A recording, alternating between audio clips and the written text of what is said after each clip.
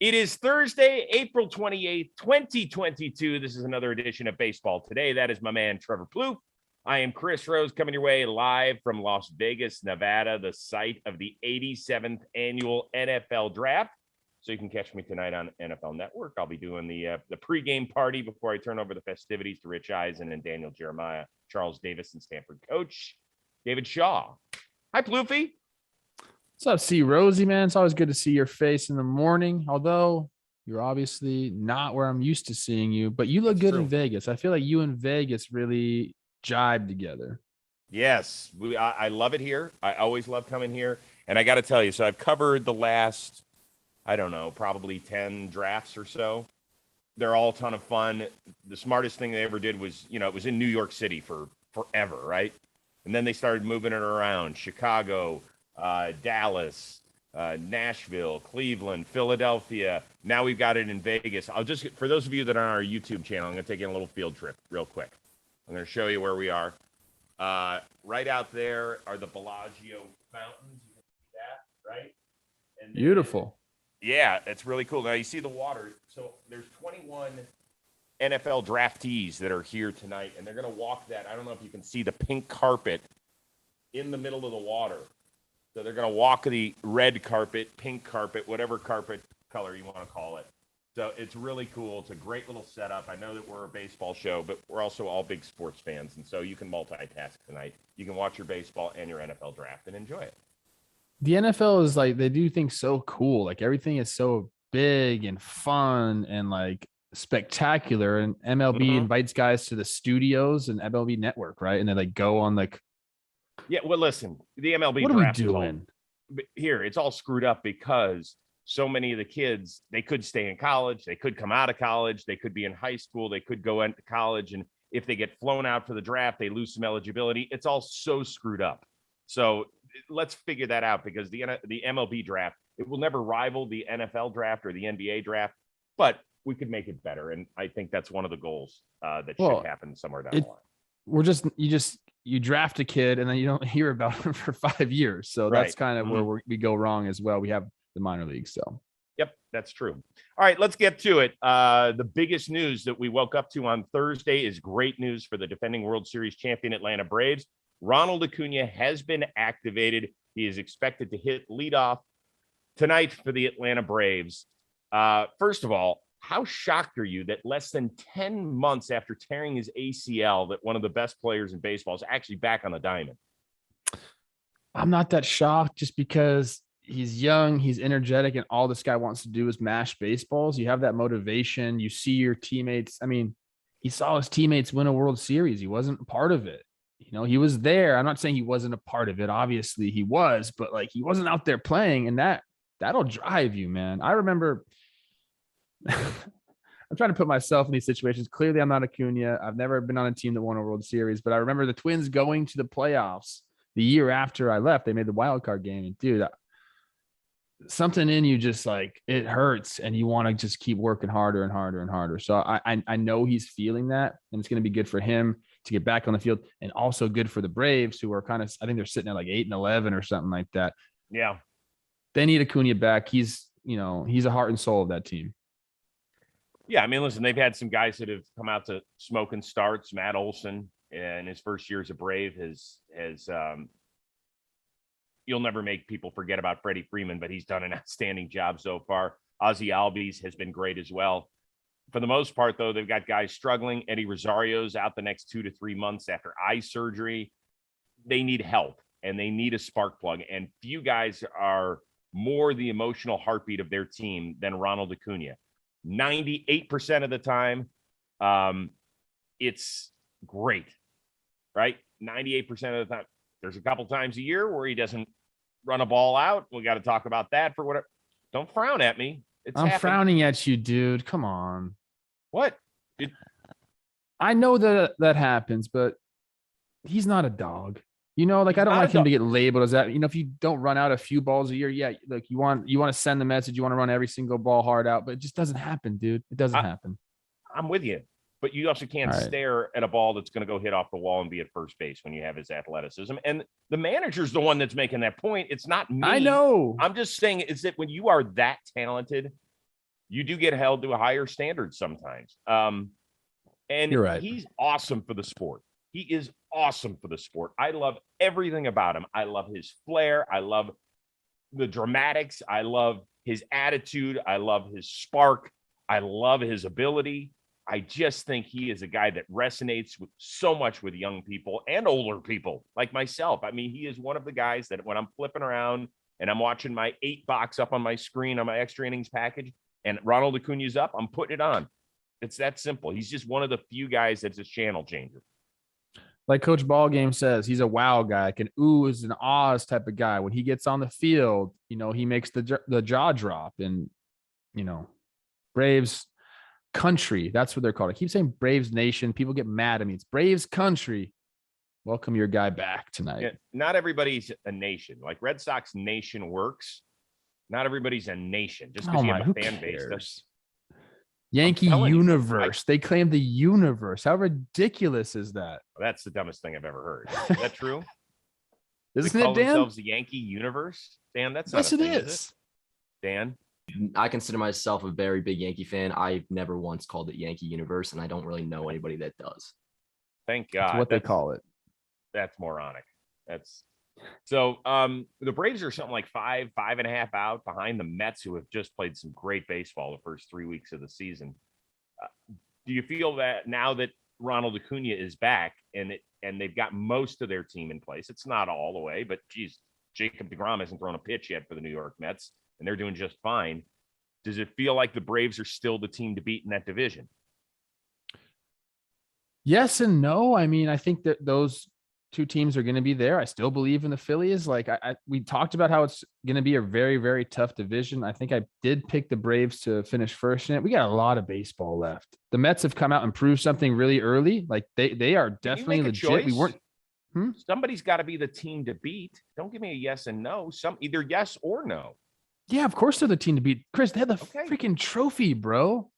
They are the team to beat in all of baseball. They have the trophy. Okay. You must be impossible to go shopping with. It's 2022. Okay. The Mets have come out and looked really good without Jacob deGrom. They have great clubhouse chemistry. You can see it on the field, how much they are pulling for each other. And that is something that, the good teams have.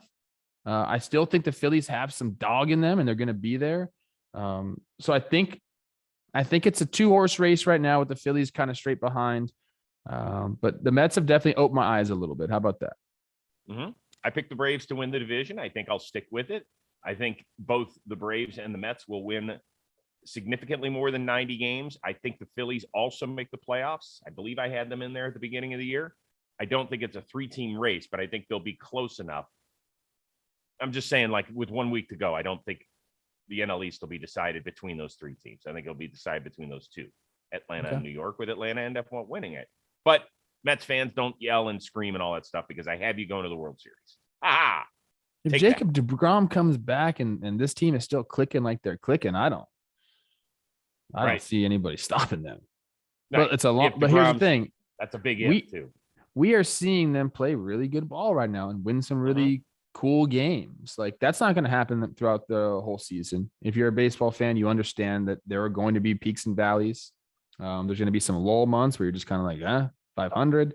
But this team is looking like there's something special brewing up there in New York. Okay.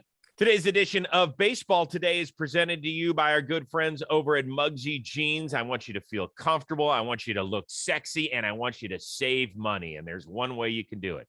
Head on over to MUGSY.com. Use the code word today. You're going to get 10% off your entire order. I have told you countless times, they are my favorite jeans. In fact, I'm going to slide them on. I'm going to wear them on the plane to Vegas. I'm going to go kick it in Vegas for the NFL draft. And everybody's going to be, Rose, did you lose weight? I'll be like, nah, it's just my jeans are fitting great. Thanks to MUGSY. And I told you this part before. They don't just come in blue, bluer, and bluest. If you're a jeans traditionalist, I'm not going to fight you. They've got that.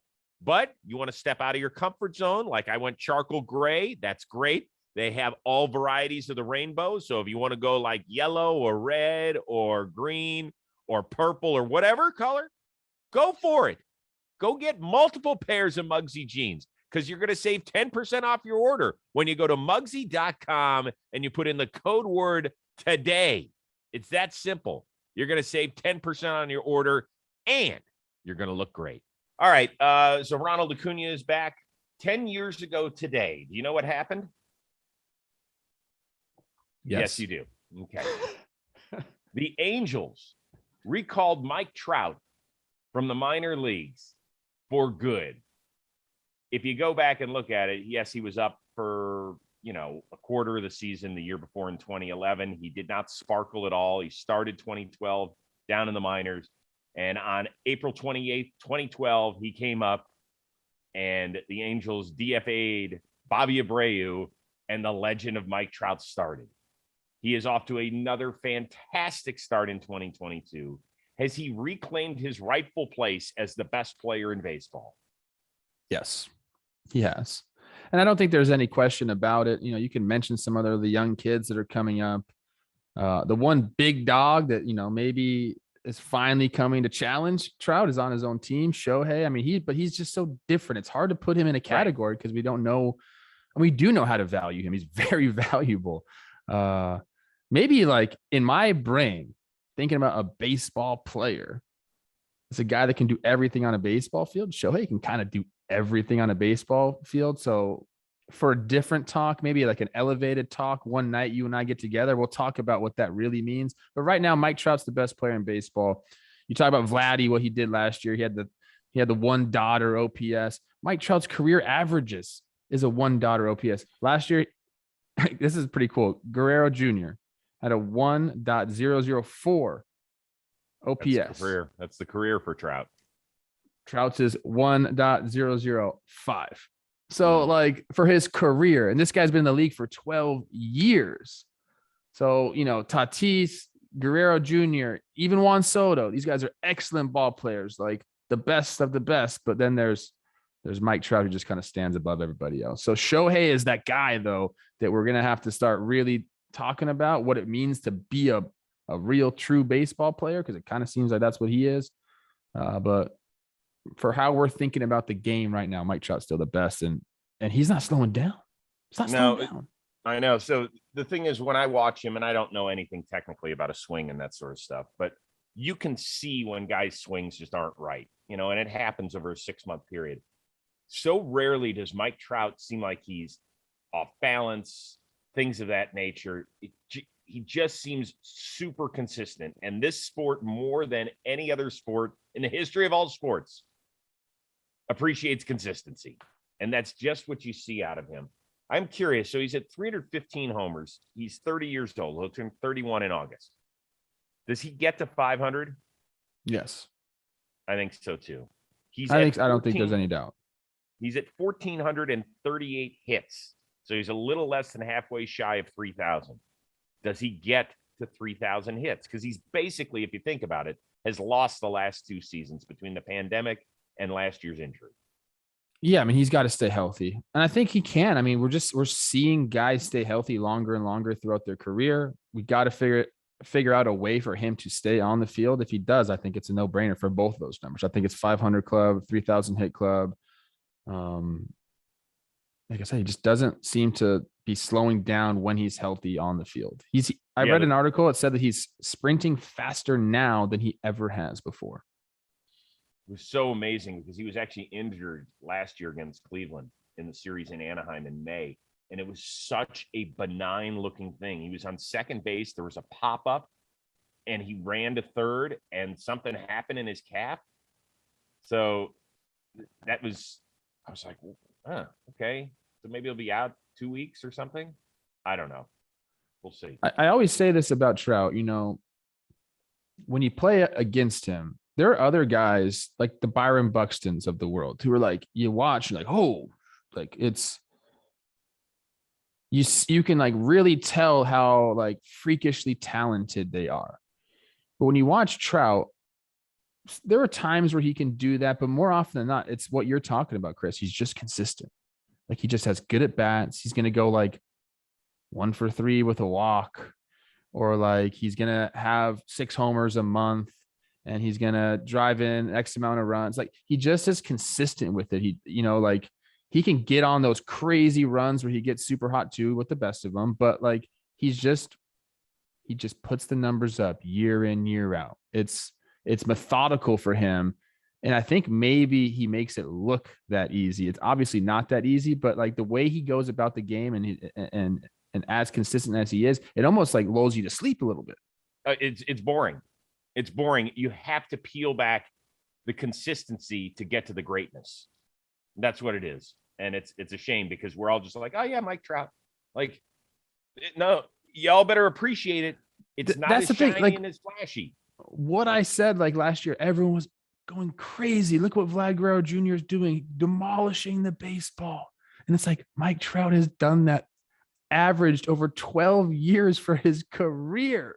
Yeah, but also just matches who he is. Like the dude just wants to mash, try and win, and watch Eagles games and be a dad. That's it. Like He doesn't even try to look cool, and he looks really nothing. Cool. No. He also, I wish people could go up and meet him physically. You have no idea how big he is. His back is so large. You're like, oh, geez. He's like a linebacker. The way he's What's interesting, we can just talk about Trout all day. This is the Trout episode, people, all right?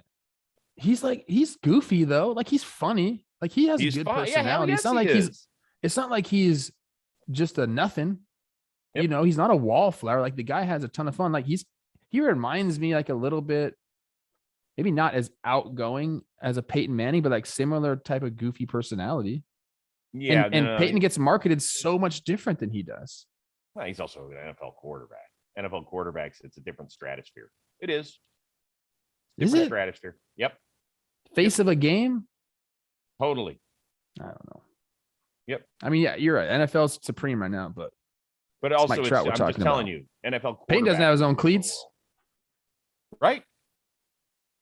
He's got his own broadcasting network, basically. Let's move on. Mets and Cards. They got after it. We knew something was going to happen. I talked about it on yesterday's show. I said, gosh, I hope that's it. Well, sure enough, it happened. You had Yohan Lopez throwing high and tight to Nolan Arenado.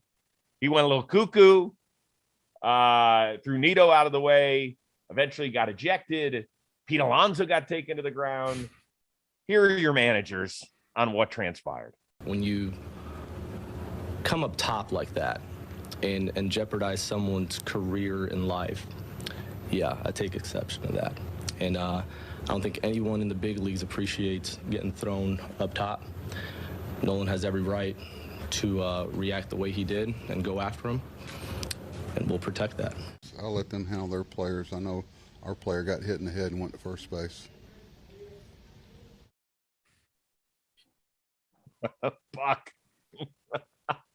Hilarious, dude. All right, your take on this whole situation. So many things to say. I don't even know where to start. I love Buck, and him and I agree on a lot of different things. What I won't agree on is if the pitch to Arenado was intentional, which it seemed like there was intent. And like, you know, I've been around the game for a long time. You can tell the situation, and you can tell like just how it goes. It seemed like there was intent there. Okay. So that makes what happened to the Mets player who got hit in the head completely different, because that was unintentional. Okay. I think every single time they've been thrown at has been unintentional. It's like, a byproduct of guys not being able to use sticky stuff on their fingers anymore. So they're complaining about not being able to locate the ball. Teams, are going after stuff more than command. We're not paying command pitchers. We want swing and miss type pitchers. So that we have a lot of those guys out there. We're pitching at the top of the zone more. There's all these reasons the ball is, coming towards Mets players at a higher rate. They also just have guys that get hit by pitches throughout their career at a higher rate. So like none of those have been intentional. I understand it gets frustrating, but once you start throwing intentional, that's when you lose me. You just lose me because I don't believe the solution of this problem is throwing at more hitters. The hitters have absolutely nothing to do with it. Okay, how is this a solution? I make that argument all the time. And when I worked at MLB Network, I had all those old heads go, Chris, you don't understand. You don't understand. For years we've been told. And I said, that doesn't mean it's right. How in the world is throwing a hard object at somebody 96 miles an hour the right thing to do? Can you explain that to me? It's not. Okay. If you talk to those guys and ask them why, the only reason they would have is that's just the way it's been done. So they don't That's have not any a reason. It's not That a is reason. not a I know. reason. Trust me, I know. I mean, I've had those same talks with similar people. You know, it's the game has to evolve. We've done it every league does it to protect the players. You need the good players the best players on the field. You need all the players on the field. Okay. These guys are, they're so caught up in, you can't go into the bases hard anymore. You got to be able to protect your teammates. Like, you don't have to do it by throwing at hitters. Like, especially now that pitchers can't even get in the box. Not like pitchers got thrown out anyway when they were hitting. Like, that just doesn't happen. You always went after a hitter. What do hitters have to do with it? Now, I understand there are times that you can go after someone. Like if the hitter completely disrespects you, and I'm not talking about like flipping a bat or something. Maybe the guy, you fucking hate the guy and you guys have something that's between you two. I don't know. But like, you retaliating because an errant pitch got away, completely unintentional. That is, to me, that there's no place in the game for that. So what is it? I'm a solutions guy. I'm not a bitch and moan guy and leave it at that. I want to find answers. I can't find an answer here. Is the answer that you suspend Yohan Lopez 5 games and then the Mets will say, well, hold on. Our guys got hit. And it didn't even hit Arenado. That's the thing. Hit him, right? Okay. But if we think the hardest thing to do is prove intent, whether it's in a court of law or on a baseball diamond. So Joe Torre and all his people what are they supposed to do? Get inside the head of Yohan Lopez, try and track down some sort of call that was made, some sort of wink that was made in the Mets clubhouse? Where do we go from here? What is the answer? I don't think there is one solution. I think we can start by getting these pitchers feel back on the ball. Seems like most of them don't like where we're at with the grips and stuff like that. I think Kyle Gibson was like an outlier. I saw an article that he likes the balls. Like, he's the only person I've ever heard say that. But Plouffe, this has been going on for decades. Every year we have 1 or 2 dust-ups at least, and it was way before the talk of the baseball. The old heads gotta realize it's not the way. That's basically it. And then it'll trickle down so we won't be hitting guys anymore. I think generation to generation, we're understanding that's stupid. It's costing guys their livelihood. Like, we don't want to do that. So I think it should be trending down. The amount of intentional pitches being thrown at batters should be trending down. And eventually we'll get to a point where, will it be around the game? Sure. But like, to a much lesser degree. And I hope we don't have more of these, even the bench clearing incidents are dumb. Like, what do we doing, guys? I understand it. You get crazy, you get feisty on the field. There's emotion out there, so it's going to happen. But I think, we can stop some of the things that cause those brawls, like, intentionally throwing at someone when nobody got intentionally thrown out before. All right, we're going a little long here, but I want to touch on one other thing. Did you have a problem with Stubby Clapp, the first base coach of the Cardinals, tackling Pete Alonso? Or is everything fair in a bench clearing brawl? Yeah, I don't know, man. Like, I don't know if he was trying to hold him back and kind of just fell. But if you're intentionally you're a coach and you're intentionally trying to pull a player down to the ground, then yes, I have a problem with that. Shouldn't he be pulling his player, not a Mets player? Yeah. Right? Isn't it his job to control his player? Yeah, like, I have visual, a major but when you problem. really break it down, yeah, I don't like it. Right. It was cute. It was funny. Haha. Alonso says, listen, if I really wanted to send somebody to the hospital, I could send them to the hospital, which I don't doubt. And it'll be a great dynamic when they play each other May 16th, the first time Alonso's out there in the top of the first and Stubby Clapp is sitting there in the first base batter, coach's box. That'll be interesting. I do have a problem with that, because if the Mets coach did that to Paul Goldschmidt and he rolls an ankle, we got a problem. We have a real problem here. And I'm serious. That's what it might end up taking. It might not be a bench clearing brawl in the mid-70s between the Red Sox and the Yankees where spaceman Bill Lee blows out his shoulder. But if something happens, that's where it's going to go. I know. I want to say one more thing. Stubby Clapp is going to be profusely apologizing to Pete Alonso leading up to those games. I promise you that. He doesn't want any problem. No, I know he doesn't. But also, you got to, if you're a coach, you have to take care of your own group, unless somebody's in imminent danger. It sure as hell didn't look like Pete Alonso was about to throw somebody down on the. It's a lot of yelling. Yeah, I know, but still. Not a lot of I just not have a a- lot of I have a punches problem get when thrown you in start- baseball.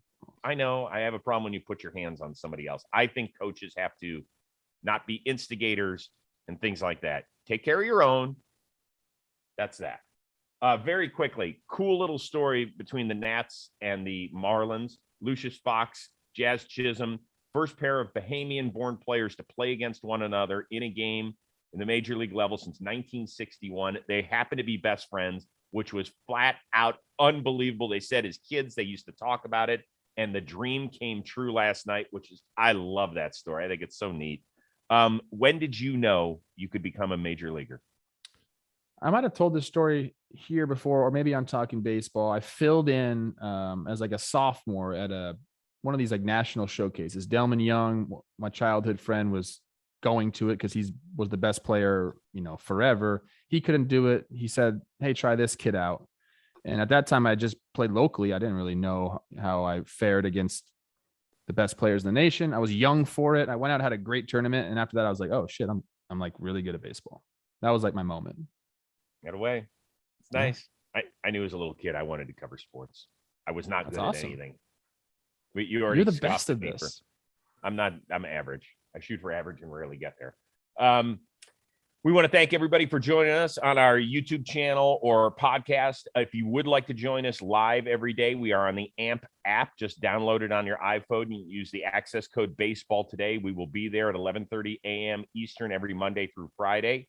Tomorrow I will not be here. I have more NFL duties. Pete Moylan and Trevor Plouffe will take care of you. That'll be very nice and soothing as two former major leaguers get to chop it up instead of a former major leaguer and a hack. So for our outstanding producer, Dan Rourke, that is Trevor Plouffe. I am Chris Rose. They'll see you Friday on Baseball Today.